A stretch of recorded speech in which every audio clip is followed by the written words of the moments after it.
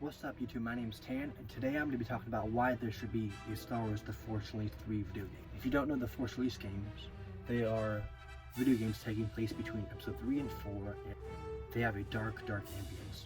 The stories are phenomenal, the plot is on point and true to the Star Wars timeline that George Lucas created, and also the expanding universe authors or creators established. The Force Unleashed series are my favorite video games because they're dark and they have tons of action. The amount of action in the video games are just consistent and relentless. There's not a mission where you don't have to be constantly focused on the video game and making sure that you don't get defeated or you don't die in that level or stage or mission. In the Force Unleashed 1, I'm warning, in this video there's going to be spoilers, so if you don't like spoilers, click out. So in the Force Unleashed 1, it starts with the opening crawl, and after the opening crawl, that every Star Wars cinematic has an opening crawl usually, except for the Old Republic's cinematics. It goes straight into Kashyyyk and the Battle of Kashyyyk that takes place after Episode 3, a few years after Episode 3, and then starts with the Stormtroop commanders, or the 501st Legion, Vader's Fist, fighting and in a skirmish against the Wookiees on Kashyyyk and Canto Marek. After the 501st defeats all the Wookiees, Vader fights against Canto Marek. Vader, Anakin Skywalker, defeats Canto Marek, and he takes his son as his apprentice. The son of the fallen Jedi Knight is trained in the dark side of the Force, trained so well that by the time he was 17 years old, he could use Force Lightning, which is amazing and phenomenal. In the final days of Galen Marek, Vader's apprentice, he hunts down Jedi Knight survivors. First, he hunts down Rom Koda, and he defeats Rom Koda. Second, he goes to this trash compactor planet and he fights Kazdan Paratus, who kind of established his own Jedi temple out of the ruins of the planet, but he defeats Kazdan as well. Then, the ultimate Jedi survivor that Galen battles against is Shaak Ti. Galen battles Shaak Ti. Shaak Ti sacrifices herself into the abyss on Felucia. That's where she seeks refuge after Order 66. So then Galen finds Rom Koda, who survived actually, who's drunk and blind, but Rom Koda reveals Galen some of the hidden secrets of the Force, the Jedi ways and the Jedi teachings. Galen finds out that he was the son of the Jedi Knight survivor, and that's when he starts to realize that Vader's using him as bait, using him as a machine, just using him so then Vader could take down any targets that he deems as the enemy. I'm going to skip a lot of the story because it's really, it takes a while to explain every single detail. So Galen goes to Corellia, and that's where the Rebel Alliance has formed, with Bail Organa, Mon Mothma, Juno Eclipse, and Proxy.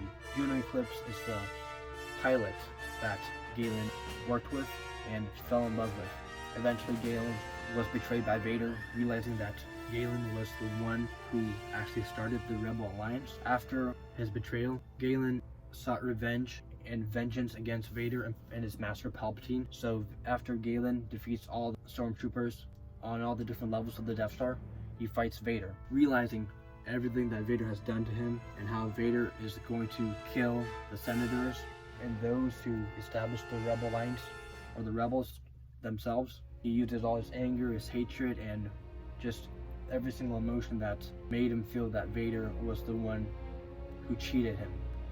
Starkiller surprisingly defeats Vader. Palpatine is the one to fight Galen next. Galen, when he uses all his anger and hatred and all his emotion, he becomes a very powerful opponent. Palpatine saw that he had all the anger and hatred in him, so if Galen was to turn to the dark side and destroy Palpatine and Vader, he would be the new Sith. He would be the one that is the Sith, Dark Lord of the Sith, and would eventually find an apprentice. So after Galen defeats Palpatine, surprisingly, I was shocked and I was really amazed that he was able to do it.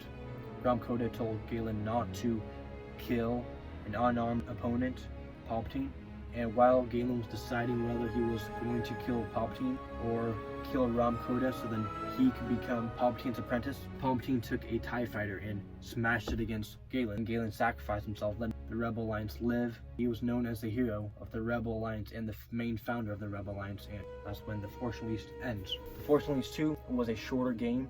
The story was much shorter. It was disappointing how short the story was, but the gameplay was just as good or better, but it was just the story that was missing a lot.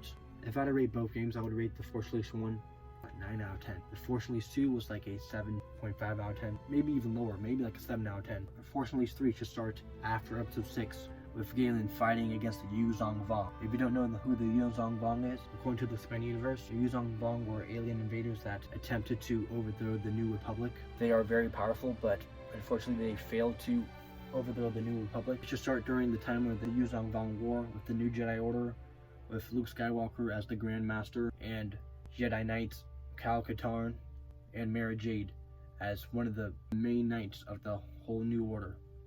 I think we should really implement many of the aspects of the expanded universe because it will unite most or all the Star Wars fans together. I don't see very many people who just watch Star Wars complaining about the expanded universe. The expanded universe did have some inconsistencies, but overall, if you were able to take away the inconsistent parts and just look at the most greatest parts of the expanded universe, the expanded universe had more greats than failures.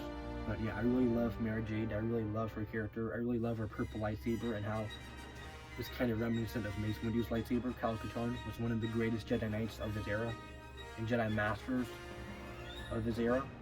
The Yuzong Vong are very, very powerful, so it would play for a very difficult game. And the good thing with difficult and hard games is that it takes longer to beat the whole storyline. When it takes longer to beat the whole storyline, it gives it more of a point to play the video game. If the video game is so easy where you can beat the video game in 1 week, what's the point of playing it if the story's going to end in 1 week? I think if Galen was fighting against the Yuzong Vong, it would be very difficult. It would be reminding me of like Dark Souls or any of those video games, and it would just be really sick, dark, and just a masterpiece. It could possibly be one of the greatest games of this decade if it was to be released on the new generation consoles.